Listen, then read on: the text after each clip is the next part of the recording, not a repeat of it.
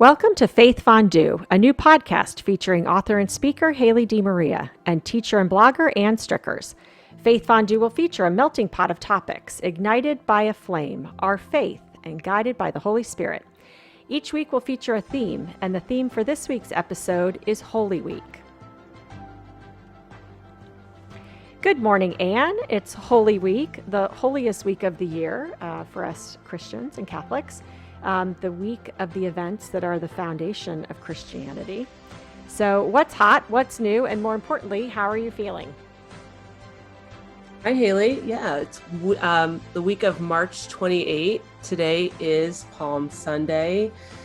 And, today's reading is a lengthy one. And usually there's no homily after that. I don't know if that's a gift or not, because, there's so much literally to chew on and think about with the passion of Christ as we enter into that.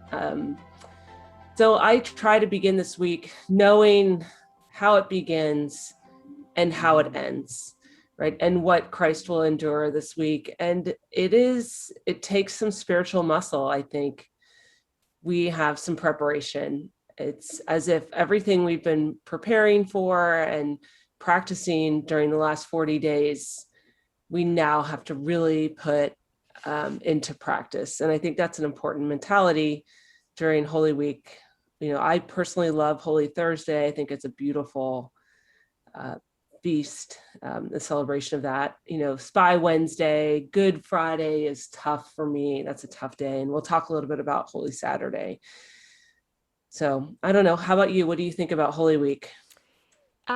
It's interesting. I think of it in different ways. And when we get to the spiritual stew, I'll talk about kind of this Holy Week mass that I used to experience when I was teaching. But it is, I think for me, sometimes in particular this year, it's kind of amazing that it's already here. Life seemed to move so slow for a lot of weeks these past year, but I feel like these 40 days have gone pretty quickly. And I felt like every week when you and I were talking, I was recommitting myself to the Lenten practice and to, kind of sticking with, and finding more structure in my spiritual life. And now we're like, here, it's done. So I'm not sure what that said about how well I've done during Lent. But I think this is a good week to really, really think about, what Holy Week really means. And it's interesting. We started watching, for those of you who haven't seen it or heard of it, it's Stanley Tucci's Searching for Italy series on CNN. It's a 6-part series. It's pretty fascinating. He visits a new city every week. So 6 different cities in Italy. He talks about the food. He talks about the history. He talks about the culture, but mostly the food. So it was interesting because the most recent episode we watched this week took place in Milan. And, I've only been to Milan once. It's not necessarily my husband's favorite city in Italy. My husband is Italian. Both his parents are Italian. But the reason we went was to see the Last Supper. And I've thought about that a lot. And because I kept waiting in the episode for Stanley Tucci to talk about the Last Supper, because I've kind of lived with this husband who says, why would you go to Milan if you're not going to just go see the Last Supper? And Stanley Tucci never even mentioned it. So you're in Italy, you're talking about food, you're in Milan, and the most favorite meal in Christianity is featured in probably the most famous way in Milan, and it didn't come up. So I'm not really sure why it didn't. I might have to do some research on that. I don't know if maybe he didn't want to talk about his own faith, if he didn't want to bring religion into it. I don't know if you've ever seen The Last Supper. It's really amazing to see. You hear about it. Obviously, everybody's seen it. It's one of those clearly iconic photos like, the Mona Lisa, where, you see it, and then you finally see it in person and you're like, oh yeah, that's what it looks like. But it's just this very humble painting, in what used to be a cafeteria and a rectory in this church that is not super interesting. It's just kind of a normal church on a back street, and you walk through it and you kind of make your way through, the rectory. And then all of a sudden you come into what used to be the cafeteria, and there's the Last Supper. Yeah. It's pretty amazing. Hmm. So anyway, I've been thinking about that and really what the Last Supper means. And we hear the Passion and we hear Jesus speaking, and that for me, Holy Week, I will really focus on, again, recommitting myself to my faith and my practice, my Lenten practices this week. So, have you seen the Last Supper in person? I didn't. I went to Italy. Interestingly enough, would that have been 2011? And I went for Easter. I was at the Vatican for Easter Sunday. I went with three friends, two who are teachers. So we always have in Catholic schools, Holy Thursday off through the following week. And we were guided. My good friend Eileen, who's a loyal listener, one of her best friends, was a Monsignor at the age of 35, Wow. Jim. And he actually went to Mount St. Mary's, which is probably not too far from Baltimore. They both went to school there. And he was studying in Rome and he spoke Italian. And honestly, Haley, I could not have, I don't think I can go back. Part of me doesn't know if I can go back because we had the best tour guide and it was such an incredible experience. And Jim, tragically, he died of colon cancer way too young, maybe at the age of 40. Oh, wow. It still hurts to think about. And I can't even imagine for Eileen what that thinks about. But that trip was so incredible. And I had, the experience of seeing David. David's in Florence, Hmm. but we didn't get to Milan. So there's a reason to go back. And just how you described, I had no idea it was in a cafeteria. That's something I didn't know. Yes, and it's yeah, it's really amazing that you have this iconic, famous, beyond famous. I don't even know. It's almost like a religious experience, but it is. It's just on the wall. Not too different than South Dining Hall, how you have a mural, at the far end of the wall. But it's in a very nondescript church and building, and it is really worth seeing if you're there. Um, and apparently Stanley Tucci didn't think it was worth going to Yeah. see. So, But a couple of thoughts on that is you think of how, when you said iconic, you think of how many people have reenacted that yes, that scene, right? I can even think when you said the painting would be in South Dining Hall, I've seen students at Notre Dame reenact it in South Dining Hall. There's like the one end where there's like a raised dining platform, so to speak, and students have recreated that scene there, or just renditions of artists that have put different people in that. And yes, it's a scene of the Passover meal. And I've heard a couple people this week, say happy Passover to people. And I really don't know enough about, I love talking about Judaism, but my sense, within Judaism, so many of their high holy days are like, they're not celebratory in the same right, way of like joyful, right? And I would imagine Passover, it's the night, the angel of death passed over these right. homes to spare the eldest son. So I think it's rather solemn. And is this the feast where you leave an empty chair for Elijah? Is that this meal, or, So you know, I will let you know because I often talk about how much I miss working at a Catholic school and being in a Catholic community, but I'm currently in an Episcopal school and an Episcopal community, and one of the things I love about that is they really do celebrate and learn about all faiths. So we have a rabbi coming to speak at our chapel this week to talk about Passover. So I will let you know. Hopefully, I'll learn a little bit more about what it actually is. But yes, for them, I would imagine it's a much different, for us, it's the beginning of, this celebration of hope and Easter and the resurrection.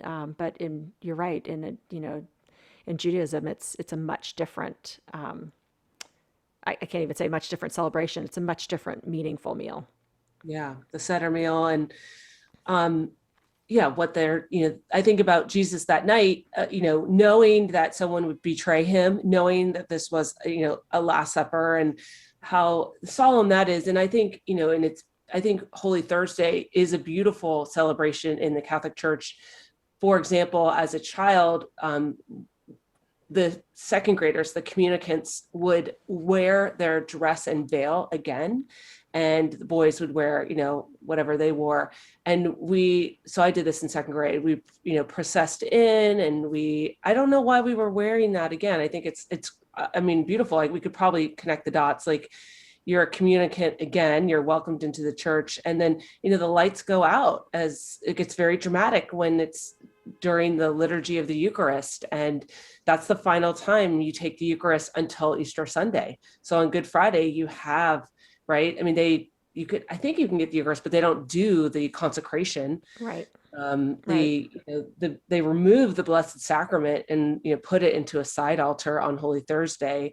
At my parish in St. Dominic's, there's a beautiful procession where they remove the Eucharist and place it into the side altar. So there's so much rich symbolism and meaning on that day for us to consider. Yeah, absolutely. And just on a superficial level, watching this show this week, it just really made me miss traveling. And, hearing you speak about having such a great tour guide and your friend Jim, there Mm-hmm. is nothing better. You're right. When you have an experience like that, you almost don't want to ruin it by doing it again, or because you can't replicate that. But we will get back to traveling soon.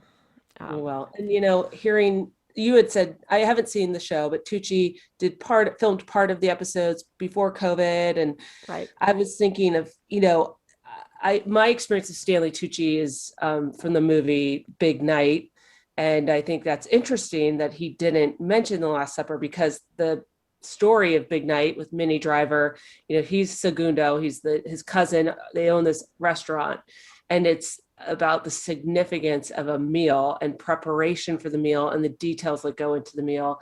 And, one of my colleagues found this movie to be just profoundly Eucharistic, like the importance of a shared meal. And really the sacrament is what what opens up and what is shared in the breaking of the bread, so to speak. So, I teach sports and spirituality, but for my colleague, Chad, the analog wasn't sport, it was film. So it was called Faith, Film, and Fiction. And basically that film is a way by which you can teach young people, the Catholic imagination. So meaning the Catholic point of view. So you would look at a movie like Big Night, and it seems like a story of an Italian family, but really it's our faith lived out. And I thought that was so, I would have loved that class. Me And too. I think anybody can take that class as an adult. And, a friend was saying just this week, same person, Eileen, said, I don't understand why we don't emphasize that learning about our faith and growing in our faith is a lifelong commitment.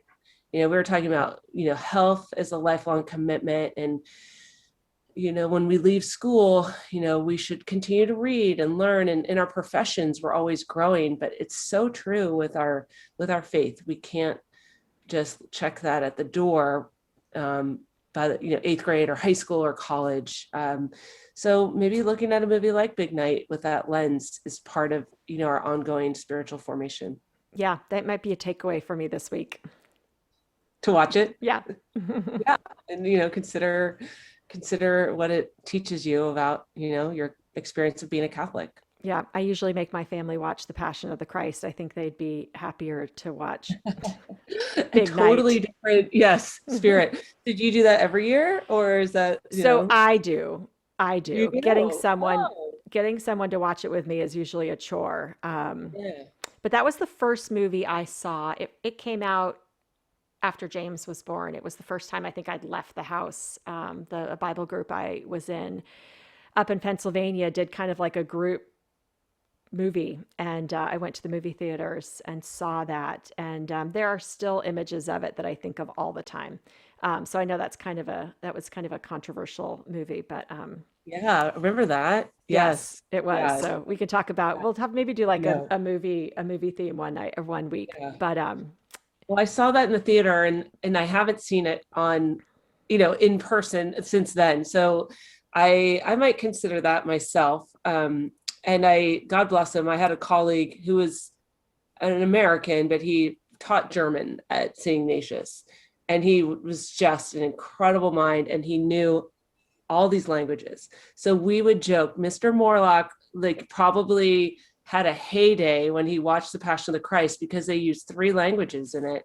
They use Aramaic, they use Latin, and they use Greek, which would have been the three languages that Jesus would have known. And so we were like, Bill was just loving it, switching between the Aramaic and the Latin. And, And the not reading Latin the teachers loved it. subtitles. Yeah. So, yes, exactly. So I think they were pretty accurate from what, I mean, that was a real discipline to employ all of that. So even just for the appreciation of language, maybe I'll take a look. Right. Yes. Especially this week. Yeah. So as we move into, our spiritual stew, what do you have cooking there, Haley? So, this I mentioned, everyone knows I went to, not ever, I've mentioned it. I went to Xavier. It was an all girls Catholic school. I taught there for 5 years after I graduated from college. I wasn't Catholic when I was a student there, and I went through the RCIA process when I was as an adult when I was working there. So, I spent a number of years at Xavier as non-Catholic, and then of course a few years as a Catholic, and I do really miss that. And sometimes I feel like it's just me being lazy. Do I miss working in a Catholic community so that on Ash Wednesday it's easy to go to mass because it's part of my day at work? Or is it, but I know it's also because I just miss that kind of that community of faith that is embedded in everything we do. But one of my favorite masses at Xavier as a student and as an adult took place during Holy Week. It was kind of a combination of mass, the Easter Mass and, Palm Sunday, Holy Thursday, they kind of all put it together, melted it into one, kind of like Faith Fondue. And they sang us, there was an interpretive dance is what they called it, at the end. And it wasn't a dance, although it was choreographed, which I think is why they call it a dance. I think of a dance as something kind of upbeat. This was really, really these three girls, they were always students, living their faith and expressing their faith through dance. So in that sense, yes, it is an interpretive dance. And they would dance to the song "Were You There When They Crucified My Lord," which is we'll attach a link to a YouTube video of it. It's a pretty, for me, it's a very powerful song, right? It always sticks with me. It's always going through my head afterwards. Even in thinking leading up to this podcast about this song, it's been going through my head then. And it was really a beautiful interpretation of this song. And, they did it every year when I was a student. They did it every year when I was working there. I know they still do it. I know that will take place at Xavier this week. And, it talks about, the words are powerful too. It talks about nailing Jesus to the cross and that pain that he felt. And, it talks about, trembling and, that fear that must have taken place. And really, we think about Easter, we talk about Holy Thursday, we kind of move through it. But for me, this song is a time to really pause and remember what actually takes place this week and the fear that must have been going through, Jesus at the time, or Mary Magdalene, or anyone who was there watching Jesus die and watching him being nailed to the cross, which is a horrific way to die. I don't think we ever really think about that, just the inhumane way that Christ was killed.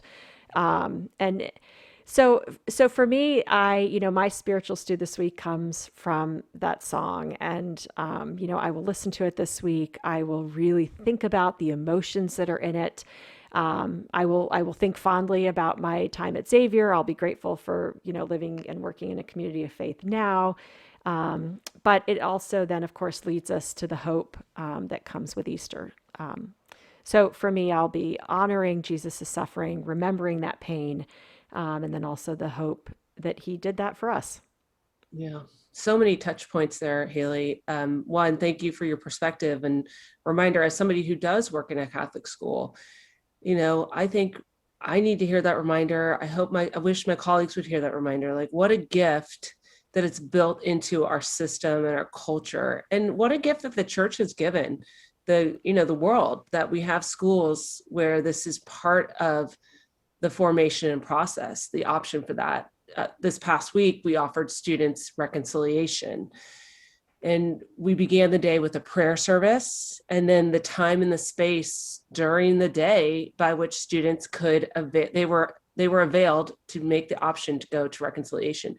Even if you're not Catholic, the sacrament was available. And, we help students just understand you're talking to a priest and the grace of the sacrament is there.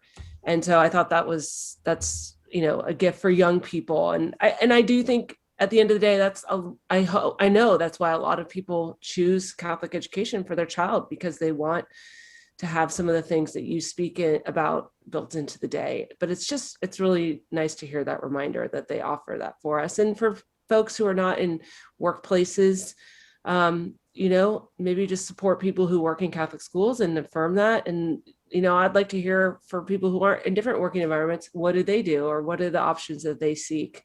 How do they make the time? Because I know a lot of people do. So thanks for that reminder. And then, the song, that gospel hymn, it is really true. It's almost haunting, right? In a way. And Yes, that's a great word, actually, haunting.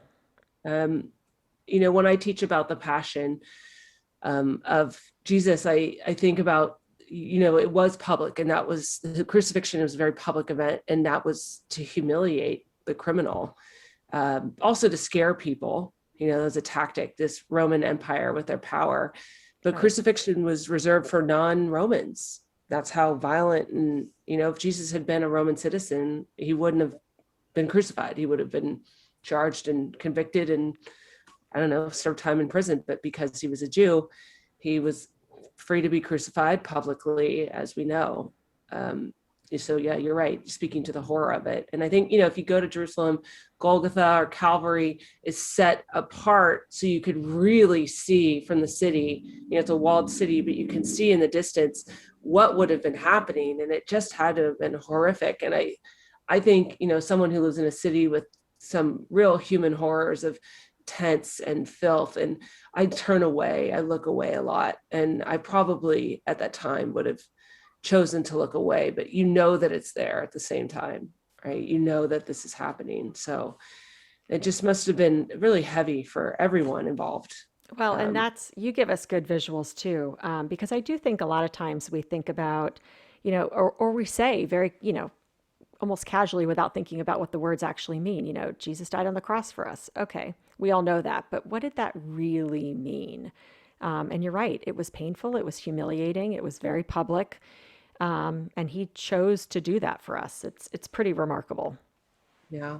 And then in today's reading, I was thinking about the crowd and, the those in the temple, and how sometimes when there are problems or challenges, a group mentality takes over Mhm. and it becomes swift and fierce. And Jesus got caught up in the middle of all of this. They were challenging him, it turned bad because, some of my best religion teachers were like, this didn't have to happen. Like Jesus was an innocent man. Like it didn't, because you grow up as a Christian thinking, oh, this is part of the reparation for our sins. This was what was going to happen, in order for, Jesus is the ransom. Therefore, it had to happen. But it's like, no, like these are events that like one thing led to another, and it ended up in a crucifixion. And it didn't have to happen in that way. And I think about group mentality, and I've been part of it in the last few years of like, where a certain narrative takes over and he's like, I'm an innocent man. And, we know that, but how true this can be in society where we convict somebody without a fair trial. Or yeah, that to me today was what was particularly poignant with the gospel reading. Yeah, Just especially, right, especially because we have seen some really powerful, um, unfortunate examples of, yeah, that group think and that group mentality that takes over rational thought sometimes. yes. So, Mm. and when I think of the Triduum, one day that we don't have a lot scripted for or know what to do would be maybe Holy Saturday. So we're taking a friend out for her birthday, and she said, can Anne go? I mean, are you willing to celebrate on Holy Saturday? And I was like, well, of course. But part of me was really touched that she even thought about that and mentioned it. I'm thinking of Shitzel and my favorite Jewish family, how observant they are, and that, maybe people see me as an observant Catholic, which I try to be, not overly publicly or, but yeah, it's a huge part of my life, like you. And so I love the question, but Easter, I mean, Holy Saturday is kind of this holding pattern. It's kind of a quiet day. Right. Yeah. It's Not much happens in the church. It's not, right. we've Yeah. had this beautiful Passover meal on Thursday. We go into Good Friday and then it's The like, oh, fasting, the abstaining, right. yeah, I try and really make time for silence on Good Friday. And it's like, so what do you do with Easter Saturday? Well, I know what you've done. I know you've gone to um Easter the Vigil. yeah, which Yes. Which is a really beautiful mass. Certainly for me, it holds great meaning because that's when I was confirmed into the Catholic Church. So let me tell you, the fastest Easter Vigil mass you will ever go to is when you are being confirmed, mm, when you're actually actively participating in all of yeah. that. So maybe that's the key for Easter Vigil masses is to actively participate, as we all should. It is a beautiful mass. For me, the most beautiful part of it is the beginning, where the church is dark. At least this is the way we've done it in the churches I've been in. The church is completely dark, and everyone has a candle. They've been given a candle when they walk in, and they start by lighting the candle in the back of the church, and then you pass it along and you pass it forward, so that this light comes in from the back, and then ends up at the altar and lights the church, and then we celebrate. So I do love Easter Vigil. It's a long mass for my family. I will say Yeah. that. I think it's probably a long mass for a lot of people, but it is. I love the imagery, and I love what it represents. So we won't be going to Easter Vigil this year. Yes, I've been known to be safe to say I will not never go, but that never say never. That's not fair. And I always want to point out, I want to thank our Greek Orthodox brothers and sisters, or even LDS folks. Their services are very long, and we're talking 3 or 4 hours. So they put Catholics to shame. So, one time a year for the highest of holy days, Easter Vigil, and I refer to it quite often as my parish. I'm the, St. Vincent de Paul in San Francisco is my parish, but for so many years, so is St. Dominic's. And I live between the two. So I feel like I get to I get two for the price of one. They do an awesome Easter Vigil, very dramatic. And then they have a huge celebration. And San Francisco is a place where a lot of people go and live without their families, that a lot of people here are from elsewhere. So there is a kind of a community of young adults. I'm not a young adult anymore, but we've, grown up together, and they'll go together, they'll sit together, because maybe they don't, especially if they're in a non-Catholic work environment, they're not getting the time off for Easter. Right. And so they attend together, sit together, and then there's this huge, awesome feast. And it's late. I mean, it's Oh like at yeah. 10:30, 11 at night, right? Absolutely. Yeah. So yeah, the cake and the celebration. I mean, someone who gave up sweets, I would be like, my sugar, I don't think I should go because I would probably take in so much sugar. Well, let me tell you, for anyone who sits through the Easter Vigil, they deserve a party afterwards. So that your church, that parish has figured it out. Shout out St. Dom's. Very good. Yes. So, well, you always give us lots of takeaways throughout our session, but you have a few things this week you're going to try and, other than doubling down on the discipline, Oh, Haley. again, this is like quadrupling down, I think, as we move into week however many. But yeah, so tomorrow I actually have been invited to an all girls Catholic school to give a presentation to their Girls Leadership Club. Awesome. Yeah, I thought what a great way to start off Holy Week for Yeah. me, or at least, the Monday of Holy Week. And, for me, giving talks and presenting, about my story, about my journey, my faith journey, my physical journey, it's always a great reminder of perspective. And Mhm. there are a number of times when I am speaking and I'm even thinking in my own mind, okay, I needed to hear this right now. I needed this Mm. grounding. I needed this perspective. Yeah. I've learned I'm pretty, um, I, I'm pretty confident in knowing that other people at that point, need to hear it too. I've kind of learned that over the years, no matter what the size of the group is, whether it's 2,200 or, 20,000, I always know somebody there needs to hear what I have to say. A Yeah. lot of times that's me. So I'm looking forward to that. I'm looking forward to, I haven't had as many opportunities over the past year to share my story like I used to. So Yeah. that's always a gift. So I'm grateful to Mount de Sales and their invitation to come speak to their girls leadership club.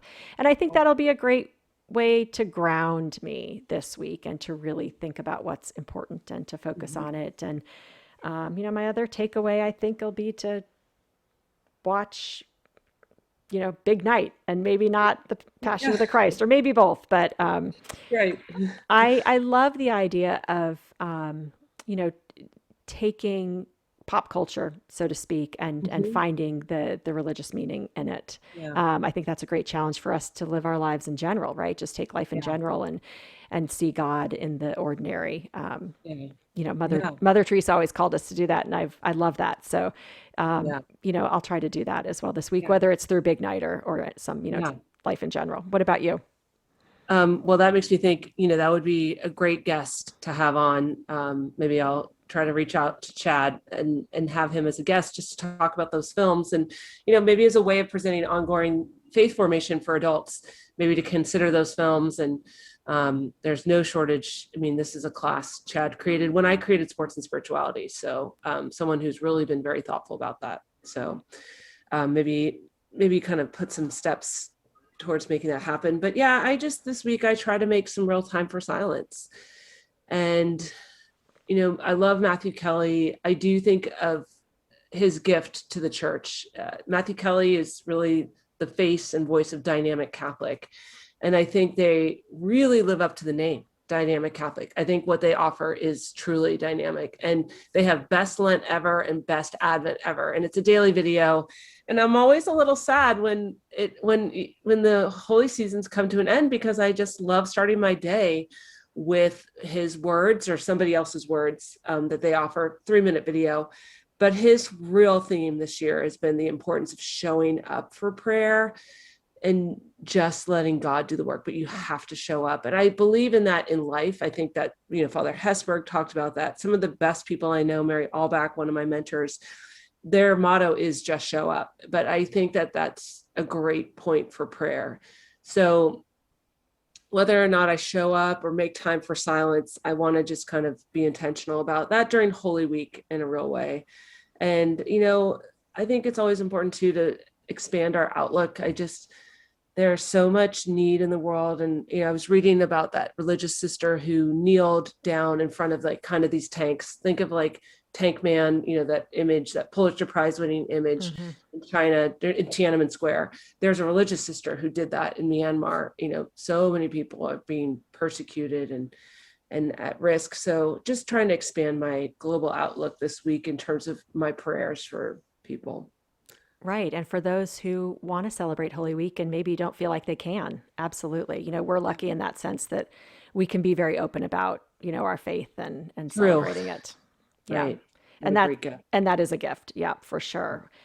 Well, I know you're home a little bit more these days than this week, so hopefully that will offer you a little more time to be silent Yeah. and to continue with your Lent prayer, and to really focus on that this week too. And then then we get to celebrate.